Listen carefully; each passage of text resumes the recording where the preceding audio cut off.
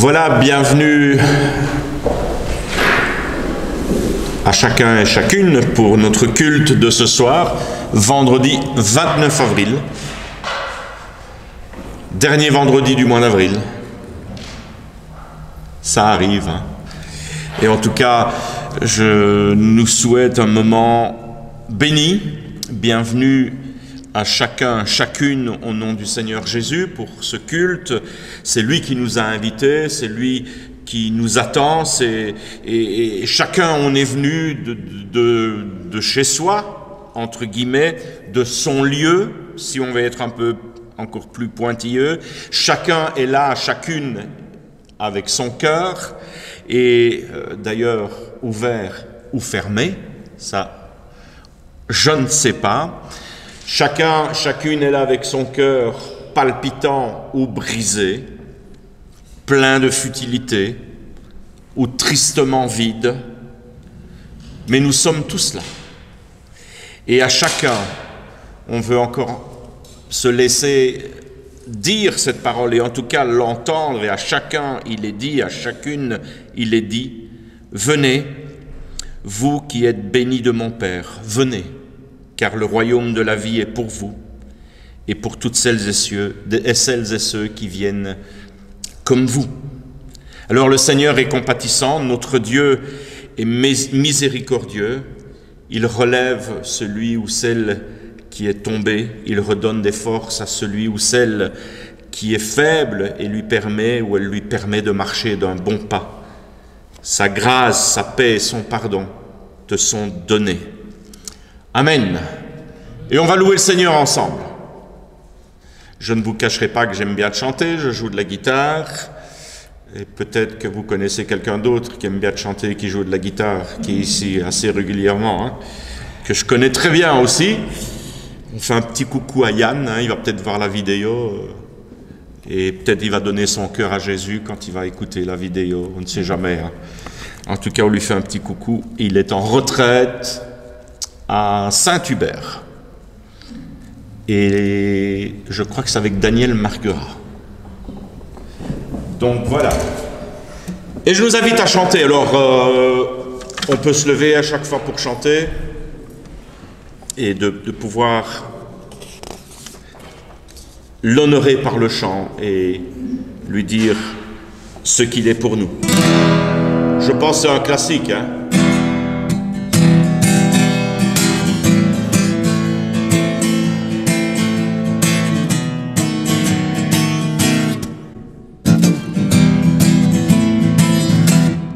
Ta bonté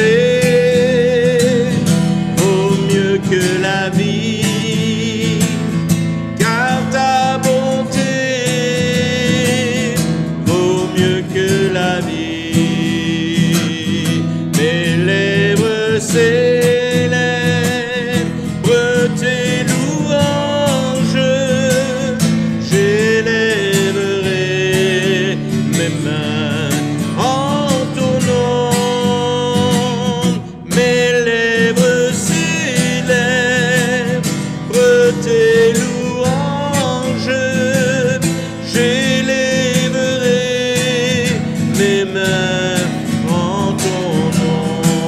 Car ta bonté vaut mieux que la vie, car ta bonté vaut mieux que la vie. Mes lèvres célèbrent tes louanges, j'élèverai mes mains en ton nom. Mes lèvres célèbrent tes louanges, j'élèverai mes mains en ton nom.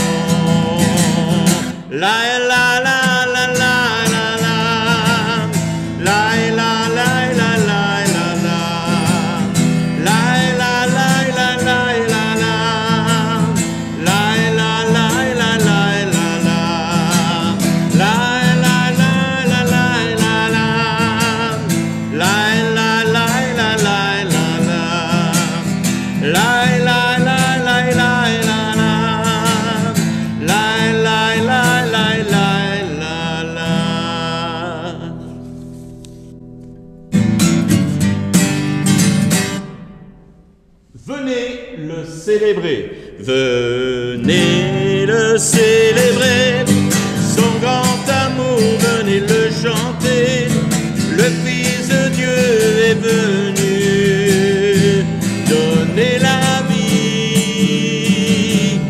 Nous te fêtons, roi, car tu nous fais partager ta joie, et nous t'offrons en ton honneur un chant d'amour, Seigneur.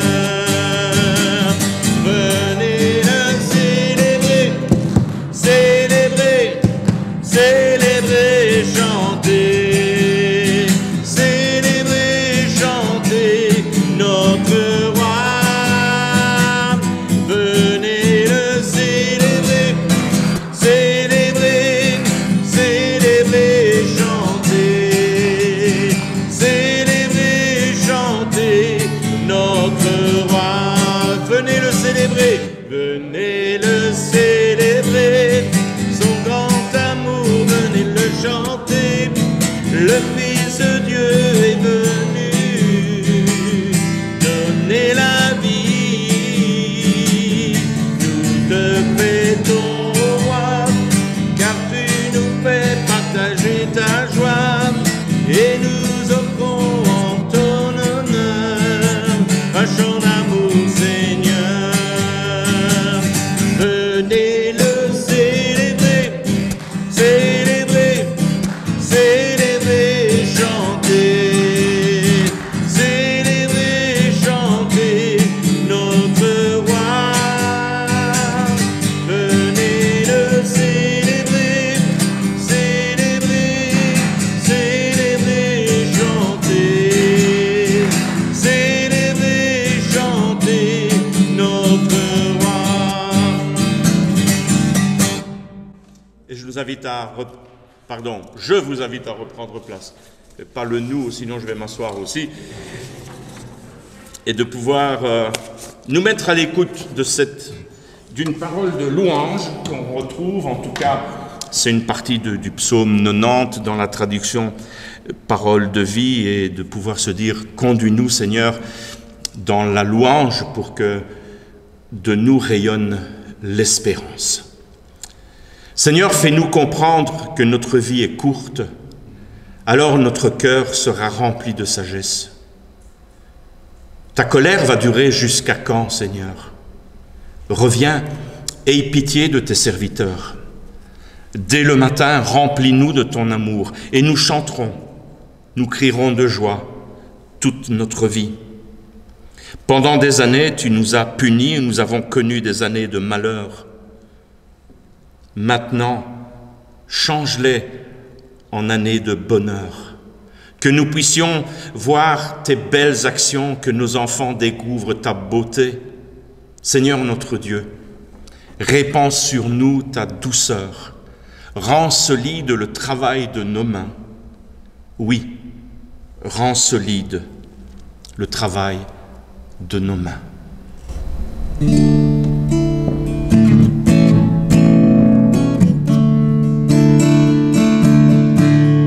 Ensemble nous pouvons chanter, ensemble nous pouvons prier, élever nos voix et adorer celui qui nous a réunis.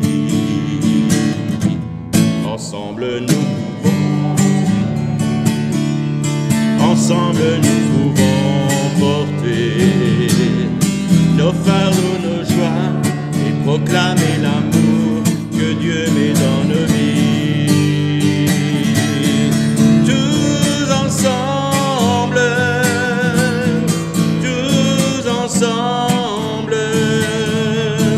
nous pouvons montrer son amour au monde entier.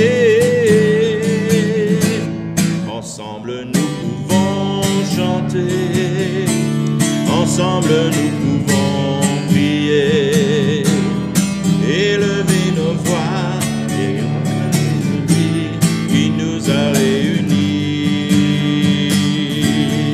Tous ensemble,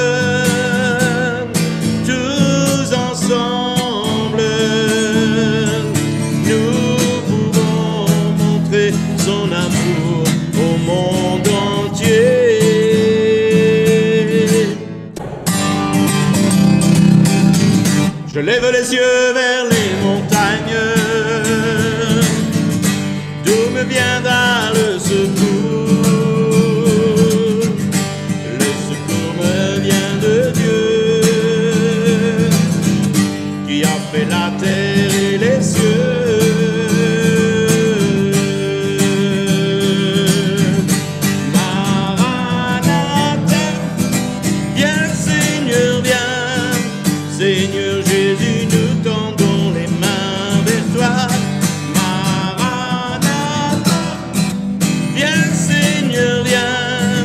et là où tu es, oh prends-nous avec toi. Je suis dans la joie quand on me dit allons à la maison du Seigneur, car nos peines sont finies au grand jour de l'Éternel.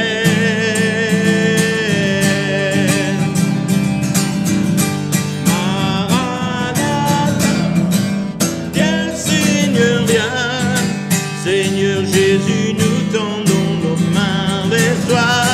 Maranatha, viens Seigneur, viens. Et là où tu es, oh prends-nous avec toi.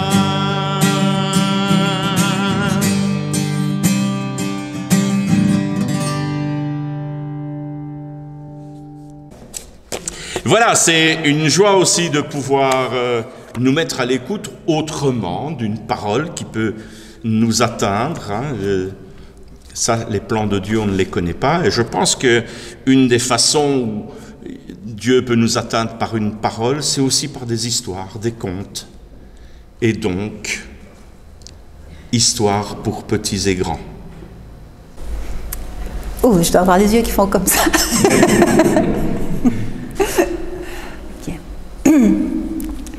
En me promenant sur les chemins dans la campagne sous le soleil, je me suis arrêtée. J'ai planté une graine. Un arbre a poussé. J'ai grimpé dans l'arbre. Et sur la branche, un oiseau a chanté. Et voici ce qu'il m'a raconté. Il était une fois un fermier qui avait un âne. Oh, cet âne, il l'a servi pendant des années. Il a apporté le grain au marché. Il a ramené les victuailles à la ferme. Il a attiré parfois même la charrue quand le bœuf était malade. Il a porté les enfants et puis les petits-enfants. Il leur a fait faire des promenades merveilleuses pendant des jours, des semaines. Un âne merveilleux. Mais comme nous aussi, l'âne a vieilli.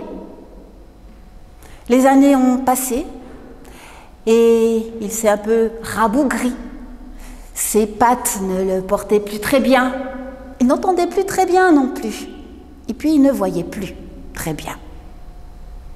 Et un jour, allez savoir comment il a fait. Il prend un puits pour un rocher.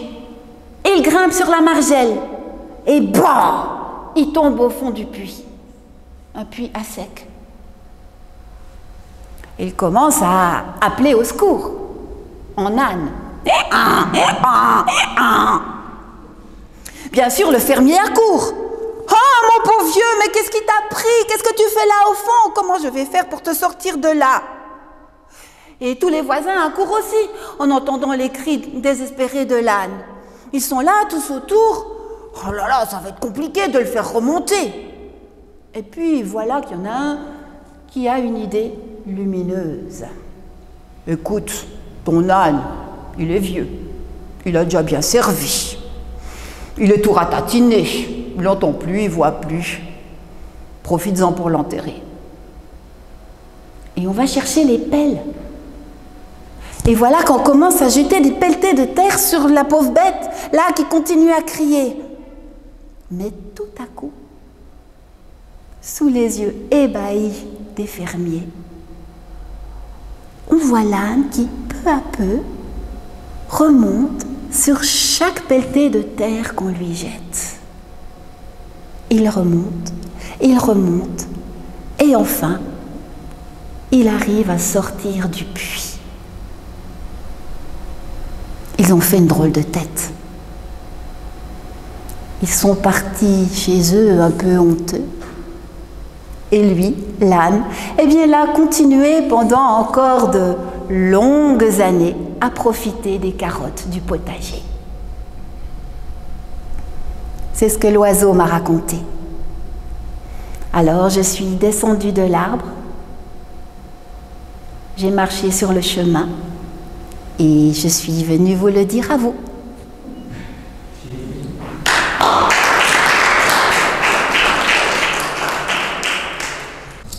Ah, les belles histoires. Et je vois que vous avez le même pli qu'à EY, en fait. Quand c'est une histoire ou un conte, on applaudit. On verra après la prédication. Ah, c'est... Et je nous invite à prier, si vous le voulez bien. Seigneur, tu as promis la sagesse aux humbles, la justice aux opprimés et la noblesse aux insultés. Sois maintenant avec nous par ton esprit de sainteté et de vie nouvelle. Que tu nous fasses grâce, Seigneur, qu'en méditant ta parole, que cette parole entendue puisse nous rapprocher de toi. Que nos oreilles soient ouvertes, que nos yeux soient bien ouverts et notre esprit bien disposé à recevoir la vie nouvelle que tu nous destines. Pas demain, mais là, maintenant, tout de suite, aujourd'hui. Une plénitude de vie. Alors Seigneur, oui, nous te disons, loué sois-tu pour cette parole que tu nous adresses, toi, notre Dieu sauveur, toi, notre Dieu rédempteur. Loué sois-tu, Esprit consolateur. Viens à notre secours, au secours de nos distractions, de notre vagabondage, et donne-nous d'être à l'écoute de cette parole d'amour, de tendresse que tu nous adresses aujourd'hui. Amen. Je vous préviens tout de suite, autant bien vous asseoir, bien vous installer. La lecture du texte biblique, ce n'est pas la plus courte lecture que j'ai fait jusque maintenant lors d'un culte. C'est au chapitre 17 de 1 Samuel, et j'ai essayé de me dire, ça je ne vais pas le lire, ça je ne vais pas le lire, mais j'ai l'impression qu'à chaque verset, vous ne tracassez pas, on va aller du 12 jusqu'à plus loin. En fait, on va lire tout l'épisode de cette rencontre de David avec Goliath.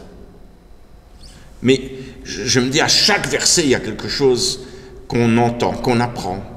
Et on va un peu cheminer avec ce texte. D'abord, on y apprend que David était fils de Jessé, du clan d'Éphatra, qui habitait Bethléem de Juda. Jessé avait 8 fils, et à l'époque de Saül, il était très âgé. Ses 3 fils aînés, Eliab, Abinadab, pas ça pour les lettres, et Shama, avaient été mobilisés, ils étaient partis combattre avec Saül. Quant à David, le plus jeune, il allait servir Saül et revenait régulièrement s'occuper des moutons de son père à Bethléem. Pendant 40 jours, Goliath, le Philistin, se présenta matin et soir en face de l'armée d'Israël. Un de ces jours-là, Jessé dit à David, « Prends ce sac de grains grillés et ces 10 pains et apporte-les rapidement au camp pour tes frères. Prends également ces 10 fromages que tu offriras au commandant de l'unité. Tu verras si tes frères sont en bonne santé. Tu me rapporteras d'eux un signe prouvant que tout va bien. Tu les trouveras avec Saül et toute l'armée d'Israël dans la vallée du Tibérinthe, de Térébinthe. Vous voyez là, j'étais à un conseil de district, oh là là, c'est une assemblée de district jusque tard hier soir. Hein. Donc tu seras dans la vallée du Térébinthe où ils affrontent les Philistins. Tôt le lendemain matin, David confia ses moutons à un gardien, prit ce qu'il devait emporter, s'en alla, comme Jessé lui avait ordonné. Il arriva au camp à l'heure où l'armée allait prendre position et pousser le cri de guerre. Je ne vais pas le pousser. Israélites et Philistins se mirent en ordre de bataille face à face. David laissa ses affaires entre les mains du gardien des bagages et se rendit en hâte là où se trouvait l'armée. Il y rejoignit ses frères et leur demanda comment ils allaient. Il était en train de parler avec eux lorsque Goliath, le Philistin de Gad, sortit des rangs et répéta son défi habituel. David l'entendit. Tous les Israélites reculèrent quand ils virent Goliath, car ils avaient très peur. On disait, « Vous voyez cet homme, c'est pour nous provoquer qu'il avance ainsi. Eh bien, celui qui réussira à le tuer, le roi le comblera de richesses, lui donnera sa propre fille en mariage et accordera des privilèges à sa famille en Israël. » David demanda aux soldats qui étaient près de lui. Demanda aux soldats qui étaient près de lui, quelle récompense recevra celui qui tuera ce Philistin et qui vengera ainsi l'insulte infligée à Israël? Et qui est donc ce Philistin païen qui ose insulter l'armée du Dieu vivant? Merci. Et on répondit à David en lui répétant ce qui avait été promis au vainqueur. Mais son frère aîné, Eliab, l'entendit discuter avec les soldats et se fâcha. « Pourquoi es-tu venu ici ?» lui dit-il. « À qui as-tu laissé ton petit troupeau dans le désert? Je te connais bien, petit prétentieux, espèce de vaurien. C'est pour assister au combat que tu es venu. »« Qu'ai-je fait de mal ?» demanda David. « J'ai simplement posé une question. » Il tourna le dos à son frère et s'adressa à un autre soldat. Il continua de poser la même question et chacun lui donna la même réponse. Les soldats entendirent les paroles de David et les rapportèrent à Saül. Il fit aussitôt venir David, qui lui dit « Personne ne doit perdre courage à cause de ce Philistin. J'irai, moi, me battre contre lui. » « Non, répondit Saül, tu ne peux pas aller le combattre. Tu n'es qu'un enfant, alors qu'il est soldat depuis sa jeunesse. » David reprit, « Quand je garde les moutons de mon père, si un lion ou un ours vient et emporte un mouton du troupeau, je le poursuis, je le frappe et j'arrache la victime de sa gueule. Il se dresse contre moi, moi je le saisis à la gorge et je le frappe à mort. C'est ainsi que j'ai tué des lions et des ours. Eh bien, je ferai subir le même sort à ce Philistin païen, puisqu'il a insulté l'armée du Dieu vivant. Le Seigneur, qui m'a protégé des griffes du lion et de l'ours, saura aussi me protéger des attaques de ce Philistin. Vas-y donc, répondit Saül, et que le Seigneur soit avec toi. Saül prêta son équipement militaire à David, il lui mit son casque de bronze sur la tête et le revêtit de sa cuirasse. David fixa encore l'épée de Saül par-dessus la cuirasse, puis il essaya d'avancer, mais il en fut incapable car il n'était pas entraîné. Alors il déclara qu'il ne pouvait pas marcher avec cet équipement sans entraînement et il s'en débarrassa. Il prit son bâton et alla choisir 5 pierres bien lisses au bord du torrent et il les mit dans son sac de berger, sa besace. Puis, la fronde à la main, il se dirigea vers Goliath.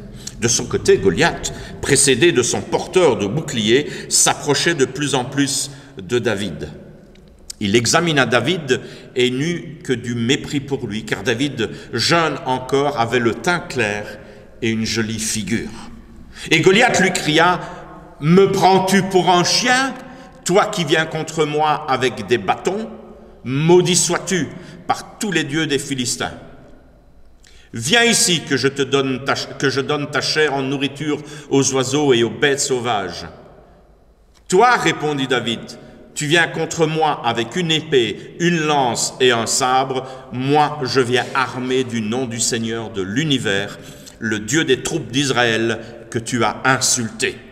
Aujourd'hui même, le Seigneur te livrera en mon pouvoir, je te tuerai, je te couperai la tête. Aujourd'hui même, je donnerai les cadavres des soldats philistins en nourriture aux oiseaux et aux bêtes sauvages. Alors tous les peuples sauront qu'Israël a un Dieu. Il est un peu maso là, il me semble, mais on va voir le récit. Et tous les Israélites ici rassemblés sauront que le Seigneur n'a pas besoin d'épée ni de lance pour donner la victoire. Il est le maître de cette guerre et il va vous livrer à notre pouvoir. Goliath se mit à marcher en direction de David. Celui-ci courut rapidement à la rencontre du Philistin. Il prit une pierre dans son sac, la lança avec sa fronde et l'atteignit en plein front. La pierre s'y enfonça et l'homme s'écroula face contre terre. Ainsi David triompha de Goliath et le tua, sans épée, grâce à sa fronde et à une pierre. Il courut jusqu'à Goliath, lui tira son épée du fourreau et lui coupa la tête. Alors les Philistins, voyant que leur héros était mort, s'enfuirent. Les soldats d'Israël et de Juda poussèrent leurs cris de guerre et les poursuivirent jusqu'à l'entrée de la vallée, jusqu'aux portes d'Écron. Des cadavres de Philistins jonchaient la route de Charaïm jusqu'à Gath et Écron. Les Israélites abandonnèrent la poursuite et revinrent piller le camp philistin. David prit la tête de Goliath pour l'apporter à Jérusalem. Quant aux armes du géant, il les garda dans sa propre tente. J'aimerais vous parler un peu de ce texte assez long, je peux le comprendre, mais qui est super important, c'est pour avoir tout le contexte de l'histoire. Alors je me suis demandé par rapport à cette histoire, encore et encore, est-ce que c'est bien une histoire pour les enfants? Hein? Quand je lis ça, je me dis waouh! Et pourtant, il y a des aspects dans cette histoire assez sanglants. Et il y en a quelques-unes, hein, des cadavres qui jonchent le chemin, les Israélites qui s'adonnent au pillage, David qui se promène avec une tête à bout de bras, hein, jusqu'à Jérusalem, à la main, là. Et puis, on m'a quand même fait remarquer que on coupe bien la tête de l'ogre dans certaines histoires, non? Et que c'est bien le loup qui mange Mère Grand dans d'autres histoires. Et alors je me suis dit, peut-être que ce texte est à prendre aussi sur le mode du conte, dans le sens noble de ce que ce terme. Je pense que ce texte a incontestablement un accent narratif. Il y a quelque chose qui nous est narré, raconté dans cette histoire, à la fois épique et comique, il faut l'avouer. Elle a son héros, le jeune David, qui est là. C'est à peine si on ne nous a pas dit qu'il avait encore un peu de l'acné ou du lait qui lui sortait des narines. Hein. En tout cas, on le met très jeune, il est là. Le petit qui va triompher du géant, hein, c'est ce qu'on va retenir. C'est le petit, d'ailleurs, voilà. Le petit qui triomphe du grand, là, hein. Est-ce que c'est ça qui nous est dit? Peut-être c'est le courage de la foi contre les armes, le défenseur de Dieu contre les insultes de l'adversaire. Est-ce qu'on est, ou sommes-nous, sommes-nous appelés ce soir à nous identifier à David? On aimerait bien, hein? Mais est-ce qu'on est vraiment appelé et invité à nous identifier au vaillant David? Pouvons-nous le suivre sur le chemin que le récit de ses aventures suggère? Moi, je pense avant tout que ça dépend de comment on va lire le Premier Testament. Quelle va être ma clé de lecture du Premier Testament, mais aussi de quels aspects je vais mettre en évidence dans le récit. Autant le dire tout de suite, et je joue franc jeu, tout n'est pas bon à prendre. Dans ma lecture et dans notre lecture, tout n'est pas bon à prendre. Et je vous propose donc une lecture qui n'est pas dénuée d'un regard critique, excusez-moi, sur certains aspects, ou en tout cas sur certaines interprétations du récit. La foi chrétienne, c'est-à-dire notre foi, s'est structurée en scrutant les Écritures pour comprendre qui est et qui était Jésus, le Christ.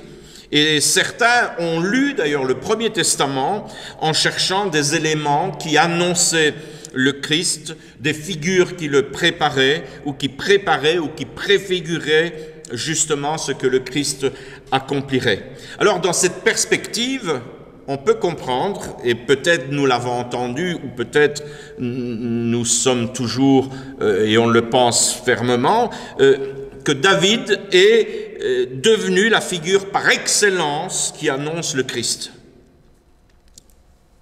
On va dire que la lutte de David avec Goliath préfigure celle du Christ contre le mal, c'est-à-dire contre Satan. Les 40 jours durant lesquels le Philistin lance son défi seraient alors à mettre en relation avec les 40 jours de la tentation de Jésus au désert. L'affrontement verbal entre David et Goliath annoncerait le dialogue de la tentation entre Jésus et le malin dans ce désert, et la victoire de David contre ce géant préfigurerait le triomphe de Jésus sur le mal et la mort. Et on peut faire des rapprochements comme ça autant qu'on veut. Dans ce cas, si je fais ça, comme je viens de l'énoncer, je ne peux pas, moi, m'identifier à David. Je ne suis pas Jésus. Ça va, on voit, si j'identifie David à Jésus, je ne peux pas, moi, m'identifier à David, pardon. Parce que ce serait me mettre à la place de Jésus, le Christ, qui seul a vaincu le mal. Et nous sommes au bénéfice de cette victoire, me semble-t-il. Ce combat, c'est pas notre combat, c'est le sien et il l'a vaincu. C'est fait. Même si je ne pense pas, en tout cas pour ma part, nécessaire de voir partout dans le Premier Testament la figure du Christ, les récits sont aussi à lire pour eux-mêmes. Il y a une sagesse dans cette interprétation. Elle souligne la place unique du Christ. Et le reste qui guette le croyant, vous savez, il y a des croyants qui se sentent investis d'une mission contre le mal. Et on y va, hein. Et il faut faire ceci, cela, et c'est prendre la place du Christ. Et il y en a qui pensent qu'ils peuvent aller jusque-là dans leur combat. Mais si nous nous armons contre le mal et cherchons à le vaincre, excusez-moi de vous décevoir, si je me lève, moi, Nicolas, et je veux combattre le mal et chercher à le vaincre, je suis foutu d'avance. C'est perdu d'avance. J'en veux pour preuve. David reste immobilisé, il ne sait plus avancer avec le poids de l'armure dont l'a revêtu Saül. Seul le Christ a mené ce combat. Et c'est en Christ seul que réside l'assurance de la victoire. Et on voit bien dans le récit le contraste entre les outils du berger et les armures. C'est pour ça que j'ai voulu lire tout ce texte. Il y a un contraste entre ce que Saül met sur la tête et sur le corps de David et son bâton de berger, sa fronde, ses petits outils de berger, sa besace. Goliath est aussi super équipé. Je ne sais pas s'il y avait les logos de derniers trucs à la mode sur ses habits de guerrier, mais il était super équipé. Il avait tout ce qui était de plus moderne à son époque pour mener bataille.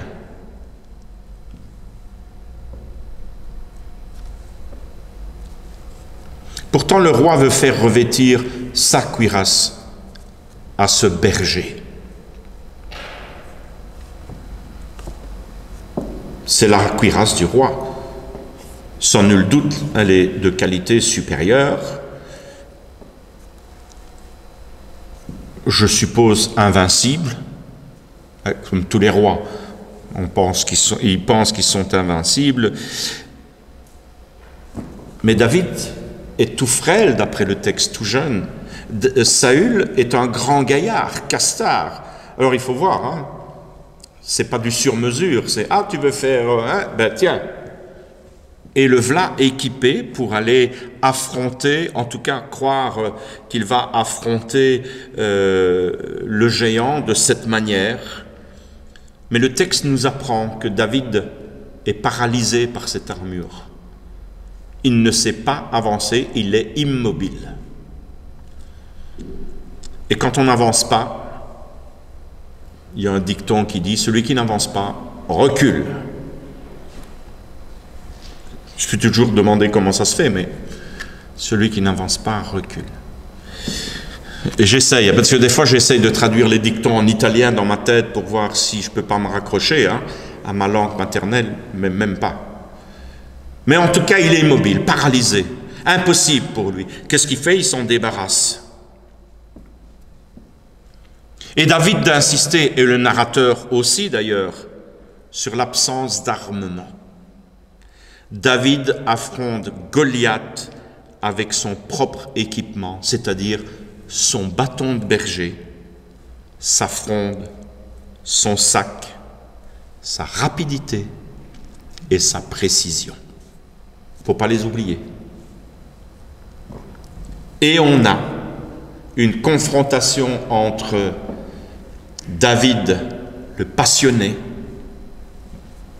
devant Goliath, le professionnel. Ça doit faire une belle présentation, il me semble, sur un ring de boxe, un commentateur. Oui, David, le pensionné, à gauche, 42 kilos, tout mouillé. Goliath, à droite, le professionnel depuis, je sais pas moi, 42 combats, 42 victoires. 300 kilos. 2,14 m, je ne sais pas, j'étais pas là quand... Je me souviens d'un vieux cantique qui dit « Seuls nous bronchons à chaque pas, mais pour nous, un héros combat. » Le combat contre le mal est mené par un autre que nous, qui va jusqu'à donner sa vie pour nous. Et on est toujours dans ce temps d'après Pâques. Pâques, c'est pas si loin, vous savez. C'était de nous rappeler, de nous arrêter à un moment donné dans nos courses, que quelqu'un, par amour, est venu donner sa vie pour nous. C'est lui le bon berger. Ah, encore un rapprochement avec la figure de David, le berger. La vie est un combat, je ne vous le cache pas. Vous le savez, et peut-être certains d'entre vous vont me dire, j'en connais un bout, sur le fait que la vie est un combat.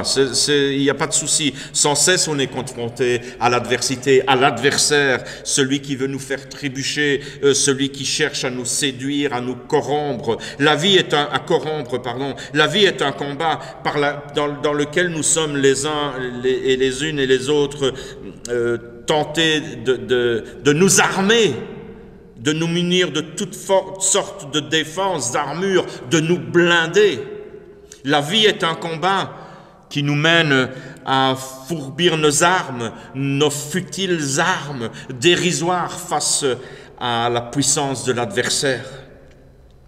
À trop insister sur le combat, on risque de passer toute sa vie à s'armer. Et on ne fera que ça. On va tellement être persuadé qu'on est dans un combat qu'on va passer toute sa vie à dire quelle arme je dois prendre. Et j'en connais qui font ça à longueur de journée. Et ils sont toujours investis d'une mission de combat, d'attaque, de raid, je ne sais quoi. Et ils rencontrent les autres comme des adversaires. Et on y va. À affronter les situations de notre vie comme des dangers et des pièges. Et nous avons tendance, frères et sœurs, amis, à tenir ce discours. Que ce soit sur le plan économique, que ce soit sur le plan social, que ce soit sur le plan politique, éducatif, scolaire, tout n'est que lutte, affrontement, défi à relever. Wow. Et on va aller chercher nos armes à gauche, à droite. Et des fois, j'entends que notre tonalité, notre vocabulaire est un vocabulaire guerrier.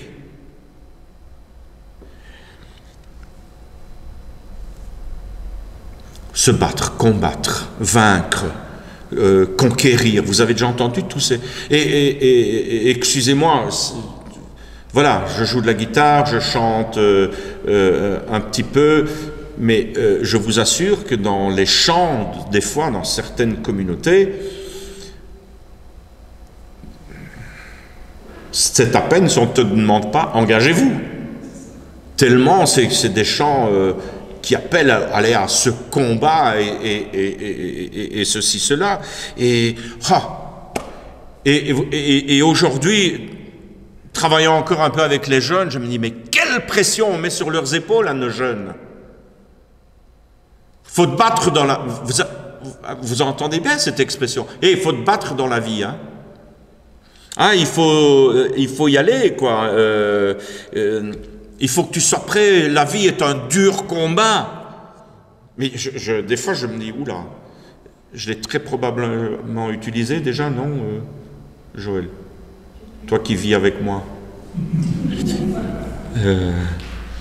Tu vas voir le monde du travail, mais c'est une arène, il faut que tu sois...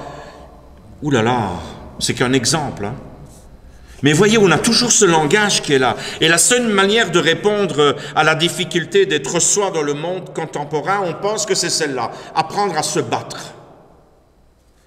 Et moi, j'aimerais revenir encore et encore sur cette figure de David, ce soir. Car le jeune berger va nous indiquer une dimension essentielle. En fait, pour moi, la dimension spirituelle. Et elle est, en tout cas, ma lecture flagrante dans le texte. Et l'auditeur attentif aura peut-être remarqué que Dieu n'est pas le personnage central de cette histoire. C'est pas Dieu, Dieu, Dieu, Dieu. Il n'est pas là. C'est l'histoire de David et Goliath. Et pourtant, c'est un aspect capital dans la figure de David, dans le récit. À un moment donné, c'est lui qui introduit Dieu dans la situation. La préoccupation du narrateur, c'est pas de parler de Dieu, c'est de parler de cet événement, mais David fait rentrer Dieu dans l'histoire, dans ce qui se passe, dans cette situation précise. Il entend Goliath, il s'intéresse, il entend les insultes de Goliath, son ironie. N'oublions pas qu'il va quand même poser plusieurs fois la question, c'est quoi encore qui est promis à celui qui va gagner, hein? Comme dans les belles histoires. Ah ben, tu auras la fille du roi, tous les honneurs, et toi et ta famille, vous serez bien dans tout le pays, la richesse. Il ne manque plus qu'une petite phrase, et ils vécurent heureux, et ils eurent beaucoup d'enfants. Il s'intéresse à ça, David, hein? C'est pas... j'entends les insultes, c'est quoi encore la récompense? Oui, et il demande à plusieurs, hein, pour être sûr qu'il entend bien ce qu'il entend. Mais il va faire revenir, en tout cas sa parole va faire revenir Dieu dans une histoire dont il était singulièrement absent. David interprète la situation comme une offense faite à Dieu et pas à l'armée. C'est à Dieu qu'il s'attaque. C'est-à-dire c'est une question de foi avant d'être une question de rivalité guerrière. On pourrait et on peut certes trouver qu'il se vante un peu de ses qualités de berger intrépide, parce que là aussi, il y va. En tout cas, le narrateur ne se gêne pas de nous dire que ce David n'a pas peur d'affronter l'ours, les lions, à main nue. Hein. Ouais, peut-être un petit coup de bâton, il va arracher la proie de la gueule. Et si cette bête se dresse, je me suis toujours dit, j'imagine un ours, ou alors c'est des petits bazars, c'est un peluche, un nounours, qui se balade, mais je ne pense pas, ou un lion. Vous avez déjà vu un lion de près? Alors s'il se dresse pour aller attraper la gorge, le récit nous dit qu'il fait ça. Donc voilà, on le met un petit peu en avant, ce gaillard, on aime bien de vanter ce qu'il est. En tout cas, lui, il ne se gêne pas, il le dit. Et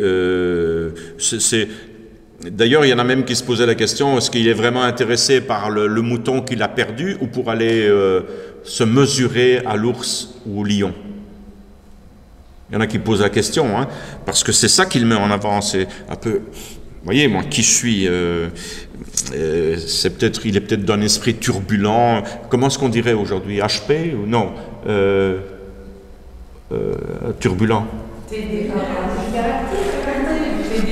Oui, si vous commencez à me dire hyperactif, voilà, c'est le mot que si vous commencez à me donner toutes les lettres de l'alphabet, voilà, un peu hyperactif là, qui ne sait pas rester tranquille, peut-être indiscipliné. Et d'ailleurs, un de ses frères va lui dire, et ne manque pas de lui faire savoir, tu n'en vaux rien, mais qu'est-ce que tu fais là? Et David, en tout cas dans le discours, à un moment crucial, va prononcer quelque chose d'assez extraordinaire.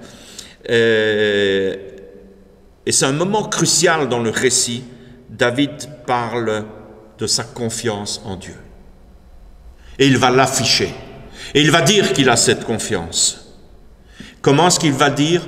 Il le dit en disant, « Le Seigneur me délivrera de la menace de Goliath, comme il m'a arraché des griffes de l'ours. » Bravade d'adolescent, insouciance d'adolescent, je ne sais pas. Insouciance de celui qui n'a jamais souffert, je ne sais pas. Ou parole de foi dans l'adversité. Parole de confiance dans la difficulté.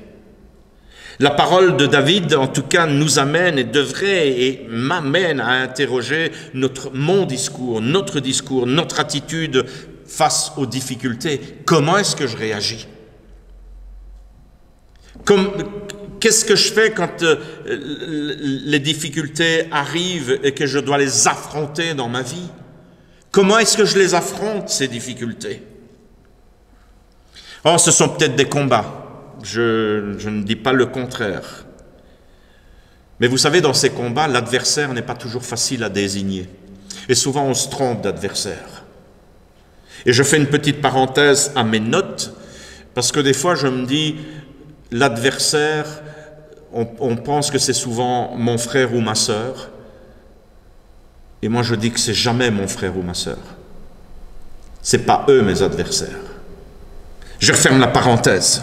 La vraie question nous fait comprendre, David, n'est pas de nommer l'adversaire. Ça, c'est notre spécialité à nous. On aime bien nommer l'adversaire. Si ça ne va pas, c'est qu'il y a une cause et il faut qu'on me dise, c'est la construction psychologique, hein, je crois qu'il veut ça. Il faut trouver pourquoi je ne vais pas bien. Hein, je me suis jeté en bas des escaliers. Pourquoi est-ce qu'on m'a poussé alors qu'il n'y a personne?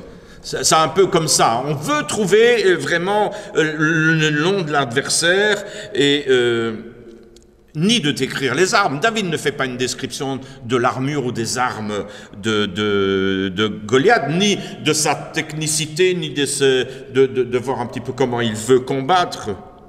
La vraie question du texte, pour moi, elle est spirituelle.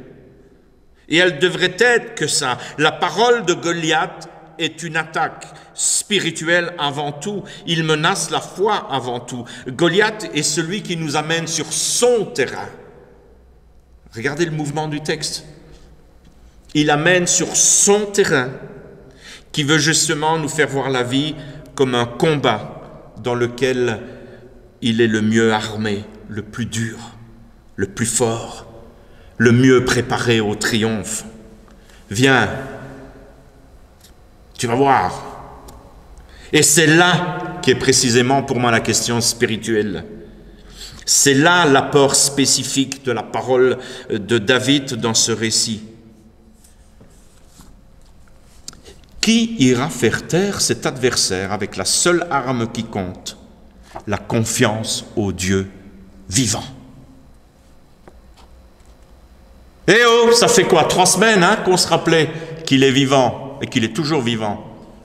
La confiance au Dieu vivant. Mais quelle place est-ce que je laisse à la confiance dans ma vie? Où est-ce que je place la confiance dans ma vie? Quelle est cette place? Est-ce que nous cherchons à combattre les discours de la vie comme un combat ou on lui laisse le champ libre?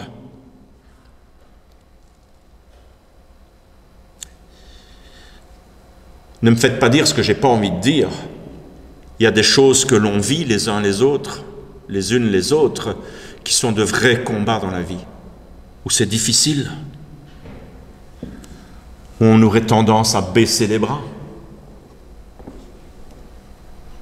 C'est ça, hein? Je ne sais pas si je l'ai déjà dit, en tout cas, ou Yann vous l'aurait dit, parce que je l'ai dit à Yann à un moment donné, quand on a cette attitude où on a ces choses qui ont tendance à nous faire tomber les bras, rappelez-vous d'une chose, c'est sur les jambes qu'on avance. C'est-à-dire, il y a une autre force qui est là. C'est pas avec les bras seulement. C'est des expressions qui sont là. Mais il y a quelque chose de plus fort qui nous fait avancer. Quelle place est-ce que j'accorde à la confiance? Sur quoi est-ce que je m'appuie? Où est-ce que je place mon regard? Sur ce qui me fait penser que je suis désarmé, trop faible, trop petit? Pas assez musclé, pas assez ceci, pas assez... Ou j'ai confiance? La confiance au Dieu vivant.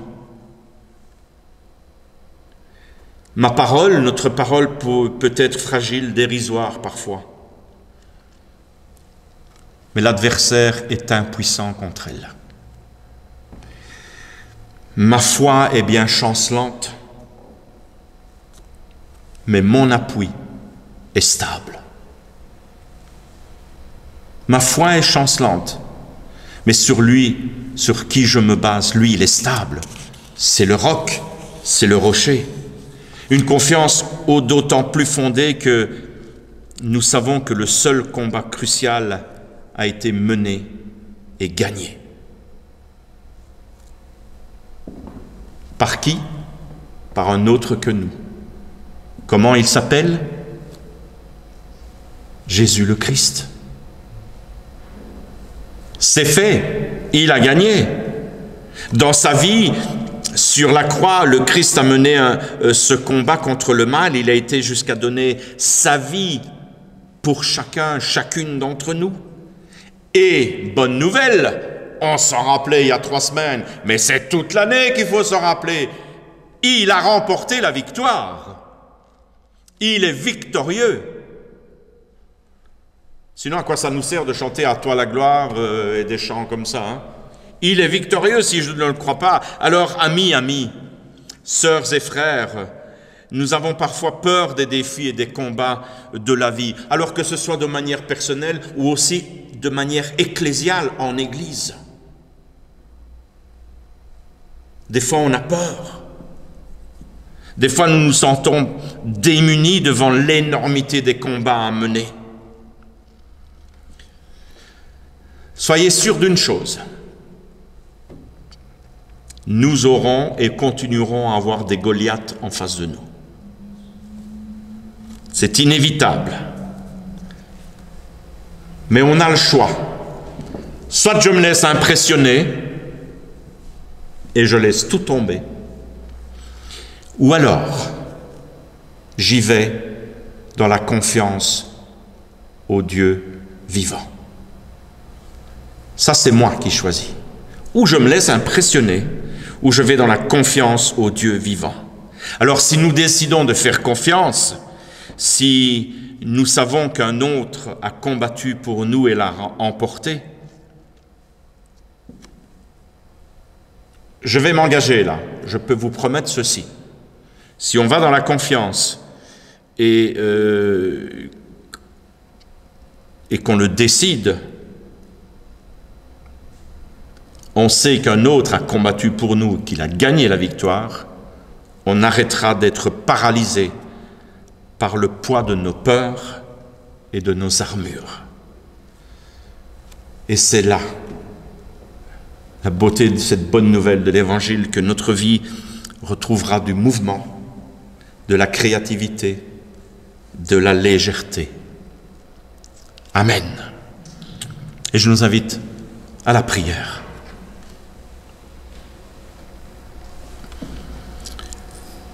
Seigneur notre Dieu, toi le 3 fois saint, toi l'ami de tous les humains, nous te rendons grâce pour ta parole.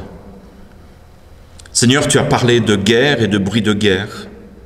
Tu as parlé des puissants qui opprimeront jusqu'à la fin des temps. Tu nous as enseigné à ne pas nous faire d'illusions. Satan est bien le prince de ce monde et ses serviteurs sont nombreux. C'est vrai que les temps sont mauvais, mais tu es celui qui nous a dit et qui redit sans cesse « Je vous donne la paix ». Tu as dit et tu nous redis encore que votre cœur ne se trouble pas. Tu l'as dit juste avant de marcher vers la croix et tu l'as démontré au matin de Pâques. Pour toi, la ténèbre est comme la lumière.